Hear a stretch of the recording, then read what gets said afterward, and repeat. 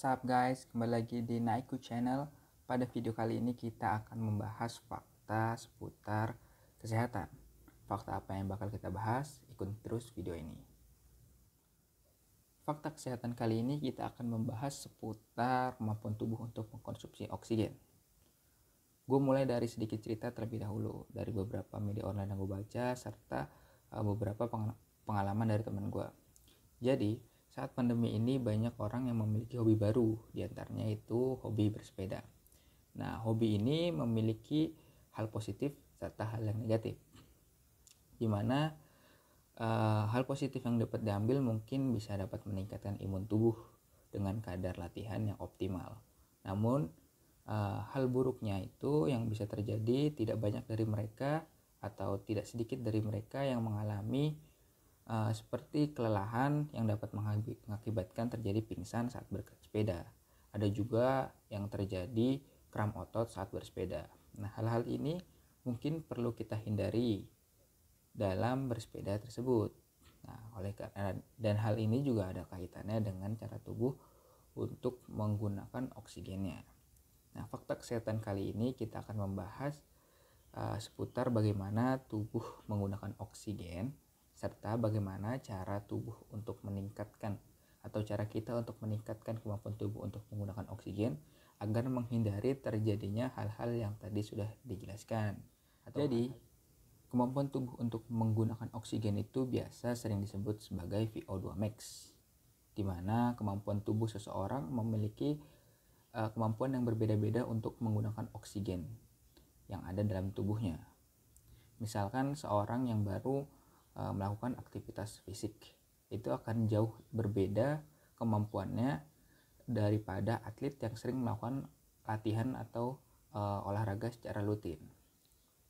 Nah, secara normal saat tubuh melakukan suatu aktivitas, tubuh akan menggunakan oksigen sebagai salah satu bahan bakar untuk menghasilkan energi, di mana jalurnya itu melalui suatu siklus metabolisme.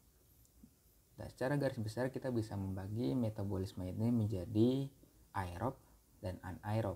Maksudnya apa? Kalau metabolisme aerob yaitu metabolisme yang menggunakan oksigen, sedangkan anaerob itu metabolisme yang tidak menggunakan oksigen. Kedua-duanya sama-sama menghasilkan energi, namun memiliki perbandingan yang cukup signifikan, di mana pada metabolisme aerob itu menghasilkan energi yang jauh lebih tinggi daripada metabolisme anaerob.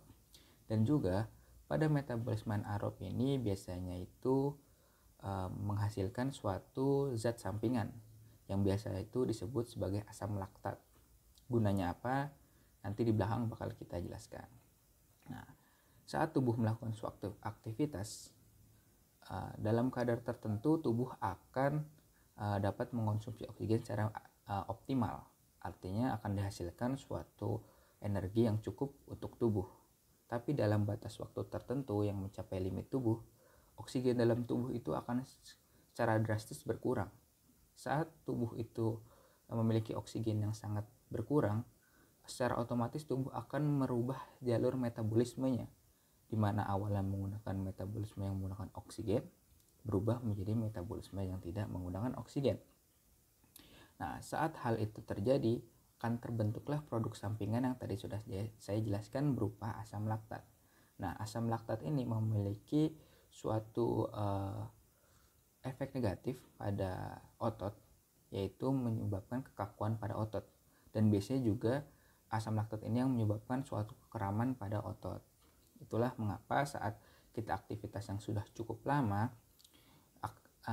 tubuh itu akan menghasilkan zat samping berupa asam laktat dan kita cenderung akan kelelahan atau sulit untuk mengoptimalkan penggunaan dari kemampuan otot kita. Lalu, bagaimana tubuh itu bisa meningkatkan kemampuannya untuk menggunakan oksigen? Nah, kemampuan tubuh untuk memaksimalkan penggunaan oksigen itu dapat dilakukan dengan cara latihan secara rutin dan bertahap.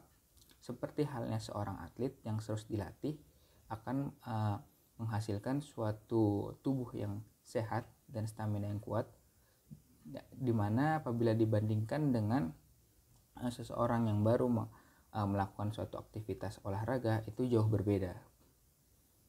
Nah, hal itulah yang dapat meningkatkan kemampuan tubuh untuk menggunakan oksigen. Cukup sekian fakta kesehatan kali ini.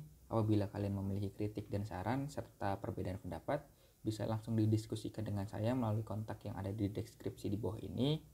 Dan terakhir, jangan lupa like, komen, dan subscribe, serta share video ini agar banyak dari kalian yang lebih mengetahui hal tersebut.